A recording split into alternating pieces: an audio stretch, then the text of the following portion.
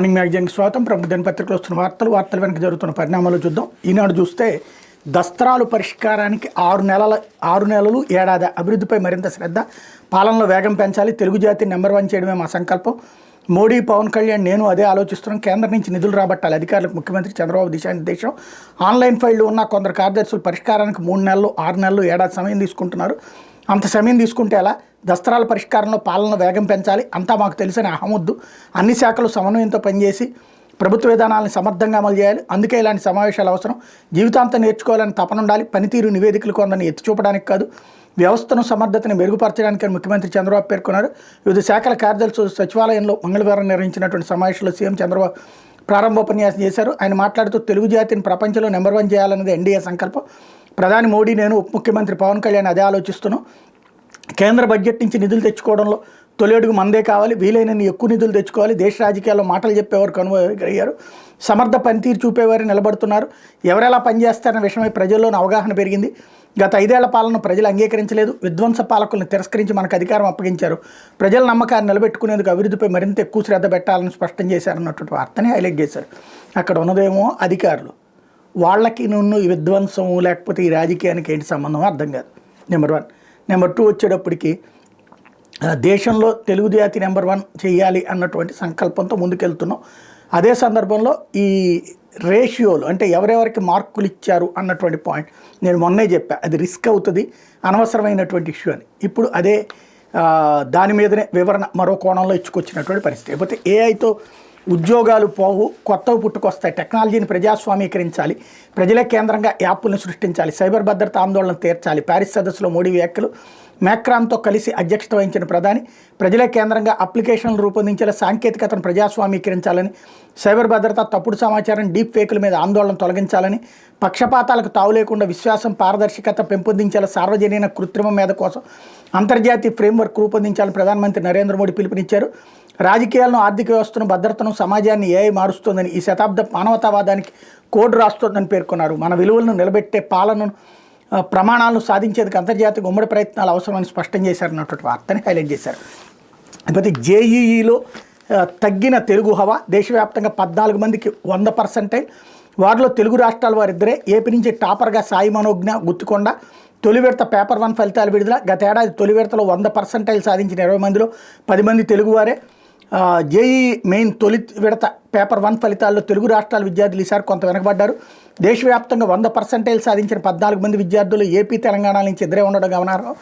వారిలో ఒకరు గుంటూరుకు చెందిన సాయి మనోజ్ఞ, గుత్తికొండ కాగా మరొకరు హైదరాబాద్కి చెందిన బణిబ్రత మాజీ. అయితే అమ్మాయిల్లో సాయి మనోజ్ఞ టాపర్గా నిలవడం విశేషం. 100% సాధించినటువంటి వారిలో అత్యధికంగా ఈసారి రాజస్థాన్ నుంచి 5 ఉన్నారు. దేశంలోని ప్రతిష్టాత్మక విద్యా సంస్థలైన ఎన్ఐటీలు, ట్రిపుల్ ఐటీలు 2025-26 విద్యా సంస్థలు బీటెక్ కోర్సులో చేరేందుకు జనవరి 22, 23, 24, 28, 29 తేదీలు అవకాశం లభించడం నేపథ్యంలో ఇది కీలకమైనటువంటి అడుగు అన్నటువంటిది హైలైట్ చేశారు. ఇప్పటిదాకా కార్పొరేట్ విద్యా సంస్థలు మన రాష్ట్రంలో ఒక వెలిగినాయి. ఎట్లాగూ అంటే ఏ రాష్ట్రానికి ఆ రాష్ట్రం కోర్సులు నడవటం వలన ఈవెన్ విడిపోయిన తర్వాత ఆంధ్ర, తెలంగాణలో కూడా అక్కడ ఇక్కడ ఏపీ ఎంసెట్, అక్కడ తెలంగాణ ఎంసెట్ ఇట్లా పెట్టడం వల్ల ఇక్కడ మేనేజ్ చేయగలుగుతున్నారు. కానీ పైన స్థాయిలో మేనేజ్ అసాధ్యం. జాతీయ స్థాయిలోకి వస్తే అసలు సమస్య ఎదురవుతుంది అన్నటువంటి విషయం ఇప్పుడు బయటపడింది. ఇక్కడ కదా మనం నిరూపించుకోవాల్సింది, దేశవ్యాప్త పోటీల్లో చివరికి ఒకళ్ళిద్దరు మాత్రమే సాధించారంటే. అదే కనుక మనం ఒకసారి గుర్తుకు తెచ్చుకుంటే 1 టాప్ 10లో మాయే 100 ర్యాంకులు, టాప్ 100లో మాయే 200 ర్యాంకులు ఇట్లాంటివి పెట్టుకొచ్చేవాళ్ళు కదా. ఇప్పుడు ఆ అడ్వర్టైజ్మెంట్లు ఇవ్వలేదు ఏ పేపర్లోనూ, ఏ టీవీలోనూ కూడా. ఎందుకని అంటే అసలు విషయం ఇది. దాన్ని బట్టి మన నాలెడ్జ్ లెవెల్స్ ఏ విధంగా మన విద్యా సంస్థలు ఉన్నాయనేది అర్థమవుతుంది. ఇప్పుడు అది మార్చుకోవాల్సిన అవసరాన్ని గుర్తు చేస్తుంది. ఇకపోతే లీగల్ అసిస్టెంట్ అయ్యే వారికి తులసిబాబు న్యాయవాదే కాదు, న్యాయవాదిగా నమోదైన 3 నెలల్లోనే 48 లక్షలు ఫీజు చెల్లించారు. రఘురామన్ చిత్రహింసలకు గురి చేసిన ఘటనలో తులసిబాబు పాత్ర ఉంది. పోలీసుల తరపు న్యాయవాది వాదనలు. సిఐడి కేసులో లీగల్ అసిస్టెంట్గా నియమితులయ్యే నాటికి కామేపల్లి తులసిబాబు న్యాయవాదే కాదని పోలీసుల తరపున సీనియర్ న్యాయవాది పోసాని వెంకటేశ్వర, పబ్లిక్ ప్రాసిక్యూటర్ ఎం లక్ష్మీనారాయణ మంగళవారం హైకోర్టులో వాదనలు వినిపించారు. 2020 అక్టోబర్ 6న తులసిబాబును లీగల్ అసిస్టెంట్గా అప్పటి సిఐడి అదనపు డీజీ నియమించారని వివరించారు. వాస్తవానికి తులసిబాబు 2021 నవంబర్ 16న ఏపీ బార్ కౌన్సిల్లో న్యాయవాదిగా నమోదు చేసుకున్నారని తెలిపారు. ఎన్రోల్ అయిన 3 నెలల్లోనే 12 కేసుల్లో సహకరించినందుకు తులసిబాబుకు సిఐడి 48 లక్షలు ఫీజు చెల్లించిందని పేర్కొన్నారు. ఈ తులసిబాబుకు సిఐడికి మధ్య సాన్నిహిత్యాన్ని తెలియజేస్తోందన్నారు.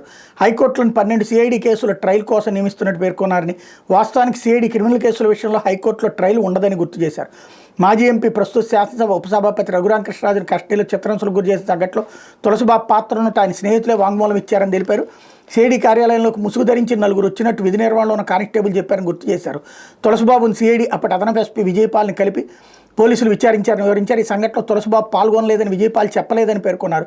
కస్టోడియల్ టార్చర్ జరిగినందుకు నిర్దోషిత్వాన్ని నిరూపించుకోవాల్సిన బాధ్యత దర్యాప్తు అధికారి సిఐడిపై ఉందని తెలిపారు. పిటిషనర్ విజయపాల్ దర్యాప్తునికి సహకరించలేదని అన్నారు. రఘురాంపై దాడి చేసిన వారిలో మరో 3 గుర్తించాల్సి ఉందని పేర్కొన్నారు. దాడి వెనక కుట్ర కోణాన్ని తేల్చాల్సి ఉందని, అందుకే పిటిషనర్కు మరోసారి పోలీస్ కస్టడీకి దిగువ కోర్టులో కోరామని తెలిపారు. బెయిల్ పిటిషన్ కొట్టేయాలని కోరారు. తులసిబాబు తరపున సీనియర్ న్యాయవాది కేసు మూర్తి వాదనలు వినిపించారు.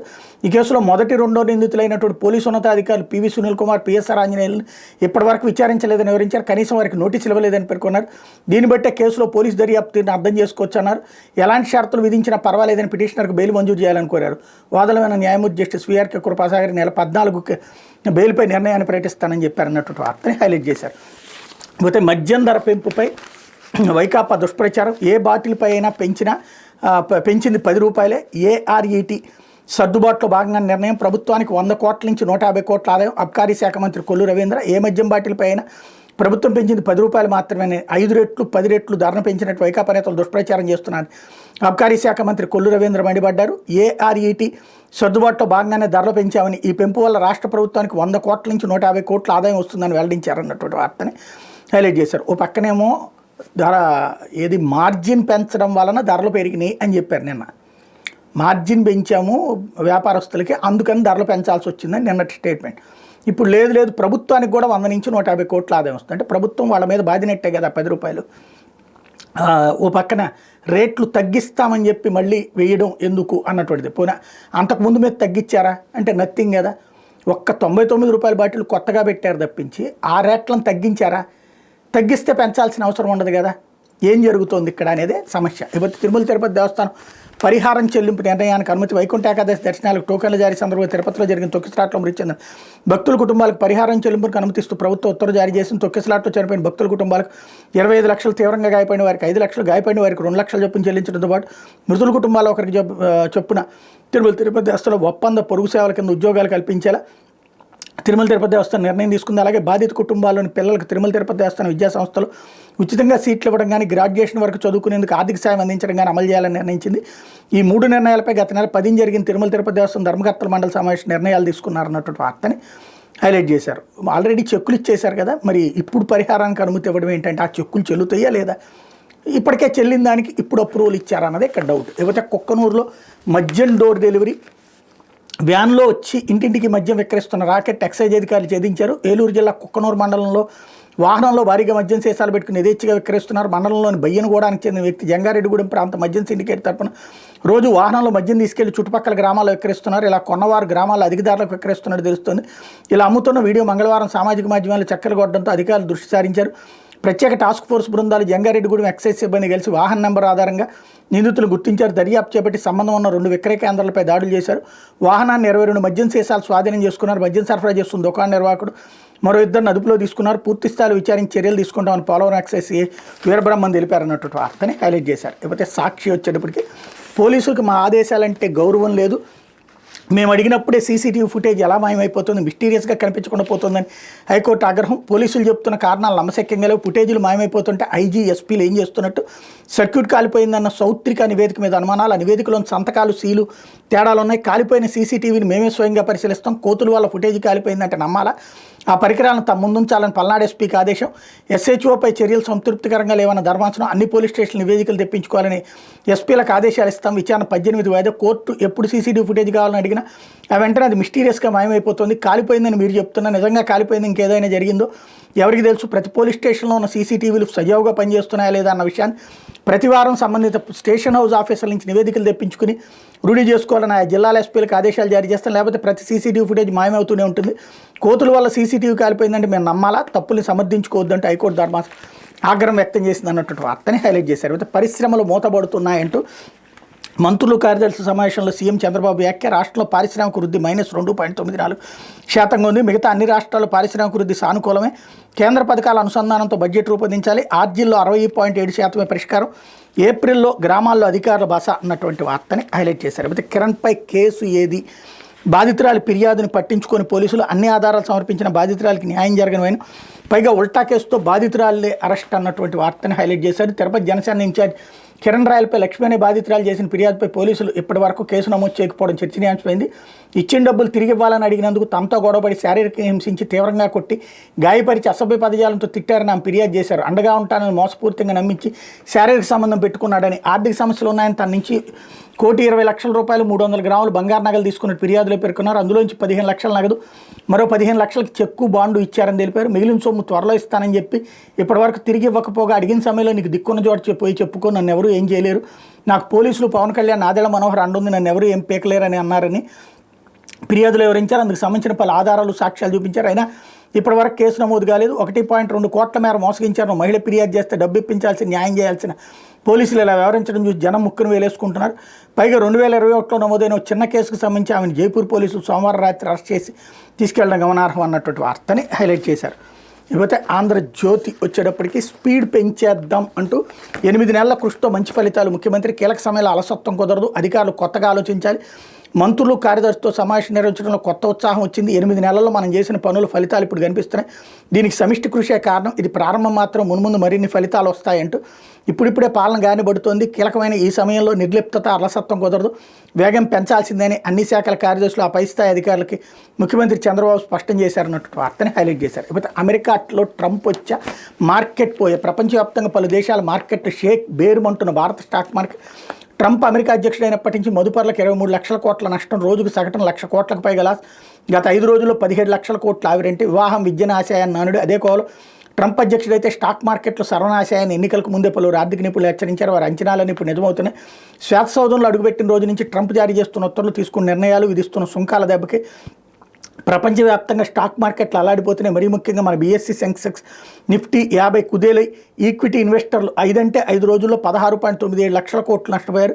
22 రోజుల్లో 23 లక్షల కోట్లు ఆవిరైపోయాయి అన్నటువంటి వార్తని హైలైట్ చేశారు. ఇకపోతే నెయ్యి కల్తీలో ఇంటి దొంగలు అంటూ టీటీడీలోని కొందరు సహకారంతో అక్రమాలు. నెయ్యి టెండర్ల నిబంధనలు బహుకఠినం, అయినా తప్పుడు డాక్యుమెంట్తో ఏఆర్కి అర్హత, సరైన పత్రాలు లేవని బోలేబాబాలో టీటీడీ తనిఖీలు. అక్రమాలు బయటపడిన ఏఆర్లో సోదాలేవి.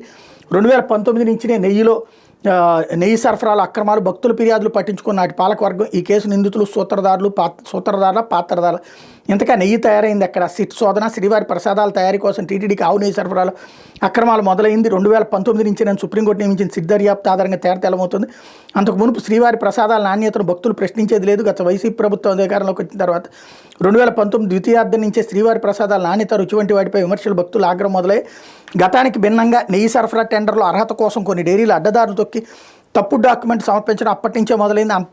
అంత అడ్డదిడ్డంగా పనులు చేసుకోగలిగిన డైరీల ప్రతినిధులకి అప్పట్లో టీటీడీ సహకరించింది ఎవరు? సిట్ బృందం అరెస్ట్ చేసి నిందితుల వ్యవహారం సూత్రధారులు లేక కేవలం పాత్రధారులు అన్న ప్రశ్నలు తలెత్తుతున్నాయన్నటువంటి వార్తని హైలైట్ చేశారు. ఇకపోతే పౌల్ట్రీపై పిడుగు అంటూ గోదావరి జిల్లాలో వణికిస్తున్న బర్డ్ ఫ్లూ. ఉమ్మడి జిల్లాల్లో 350కి పైగా పౌల్ట్రీలు, వాటిలో 3 కోట్ల కోళ్లు పెంపకం, రోజుకు 2.4 కోట్ల గుడ్లు ఉత్పత్తి. ఇన్ఫెక్షన్ జోన్లోని ఫారాలు మూసివేత, చికెన్ గుడ్ల అమ్మకాలు నిలిపివేత. బర్డ్ ఫ్లూ భయంతో తెలంగాణ అప్రమత్తం, ఏపీ నుంచి వచ్చే కోళ్ల వాహనాలు వెనక్కి అన్నటువంటి వార్తని హైలైట్ చేశారు. అయితే ఒక్క బడిని మూసేయం అంటూ బడికి దూరంగా ఉండే విద్యార్థులకు నెలకు ₹600 రవాణా ఖర్చుల కింద 10 నెలలు పాటిస్తాం.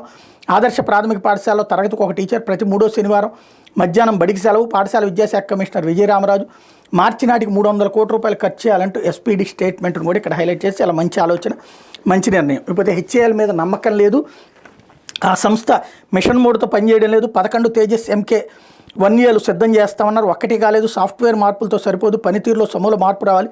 వాయుసేన అధిపతి అమర్ప్రీత్ సింగ్ వ్యాఖ్యలు అన్నటువంటి వార్తని హైలైట్ చేసి చాలా ముఖ్యమైనటువంటి అంశం. తేజస్సులు ఇప్పుడు అత్యంత అవసరమైనటువంటి సందర్భంలో అవి అందట్లేదు అన్నటువంటి. లేకపోతే అదానికి ట్రంప్ అండా అంటూ అమెరికాలో అదానిపై నమోదైన కేసులు బలహీనపడేలా నిర్ణయం. విదేశీ అవినీతి కార్యకలాపాల చట్టం అమలు నిలిపేత. మోడీ పర్యటనకు ముందు నిర్ణయం. ఆంధ్ర, ఒరిస్సా సహా 5 రాష్ట్రాల అధికారులకు భారీ లంచాలు ఇచ్చినట్టు అదానిపై ఆరోపణ. FCPA చట్టం కిందే గతంలో కేసులు, ట్రంప్ నిర్ణయంతో షేర్ మార్కెట్లో పుంజుకుంటున్న అదానీ సంస్థల షేర్లంటూ ముడుపుల ఆరోపణలతో అమెరికా నమోదైన కేసులతో స్వదేశంలో విదేశాల్లో తీవ్ర ఎరకాట్లో పడిన అదానీలకు అమెరికా అధ్యక్షుడు డొనాల్డ్ ట్రంప్ భారీ ఊరట కలిగించారు. వ్యాపారాల కోసం అమెరికా ఇతర దేశాల వ్యాపార సంస్థలు లంచాలు ఎరచూపకుండా అడ్డుకునే విదేశీ అవినీతి కార్యకలాపాల చట్టం అమలు నిలిపివేశారు. విదేశాల్లో వ్యాపారాలు నిలబెట్టుకునేందుకు సదరు విదేశాల అధికారులకు ముడుపులు ఇచ్చిన అమెరికన్ సంస్థల ప్రాసిక్యూషన్ స్తంభింపజేస్తూ సోమవారం కార్యనిర్వాహక ఆదేశాలు జారీ చేశారన్నటువంటి వార్తని హైలైట్ చేశారు. అయితే సునీల్ కుమార్ వేధింపులపై సిఐడి విచారణ ప్రారంభం. సిఐడి మాజీ చీఫ్ సీనియర్ ఐపీఎస్ అధికారి పివి సునీల్ కుమార్పై సిఐడి విచారణ మొదలైంది. ఆయన సిఐడి అధిపతిగా ఉన్న సమయంలో పలువురు అర్ధరాత్రి అరెస్ట్ చేయడమే కాకుండా థర్డ్ డిగ్రీ ప్రయోగించారని న్యాయవాది గూడపాటి లక్ష్మీనారాయణ చేసిన ఫిర్యాదుపై విచారణ ముందుకు కదిలింది. మంగళవారం ఇక్కడ న్యాయస్థానాల ప్రాంగణంలో లక్ష్మీనారాయణ వాంగ్మూలాన్ని సిఐడి అధికారులు నమోదు చేశారు. అనంతరం TDP media cell incharge Darapaneni Narendra, TDP social media నేత గార్లపాటి వెంకటేశ్వరరావు ఎస్ వెంకటేష్, సీనియర్ జర్నలిస్ట్ కొల్లి అంకబాబు నుంచి వాంగ్మూలం తీసుకున్నారు. సిఐడి డీజీగా సునీల్ కుమార్ ఉన్న కాలంలో పలువురు టీడీపీ కార్యకర్తలను అర్ధరాత్రి అరెస్ట్ చేయడమే కాకుండా నిబంధనలు అతిక్రమించి కస్టడీలో వారిపై థర్డ్ డిగ్రీ ప్రయోగించారు. లక్ష్మీనారాయణ అప్పట్లో కేంద్ర హోంశాఖ ఫిర్యాదు చేశారు. దీనిపై విచారణ జరిపి నివేదిక ఇవ్వాలని కేంద్ర హోం కార్యదర్శి ప్రభుత్వ ప్రధాన కార్యదర్శిని ఆదేశించారు. దీనిపై విచారణ జరపాలని సీఎస్ డీజీపీని కోరిన జగన్ హయాంలో పట్టించుకోలేదు. కూటమి ప్రభుత్వం వచ్చాక వ్యవహారంలో విచారణ చేపట్టిన లక్ష్మీనారాయణ మళ్లీ ప్రభుత్వ ప్రధాన కార్యదర్శికి డీజీపీకి లేఖ రాశారు. దీంతో ప్రభుత్వం సునీల్ కుమార్పై విచారణకు ఆదేశించింది. సిఐడి అధికారులు మంగళవారం మధ్యాహ్నం లక్ష్మీనారాయణ వద్దకు వెళ్లారు. తాను ఈ ఫిర్యాదు ఎందుకు చేయాల్సి వచ్చిందో ఆయన వివరించారు.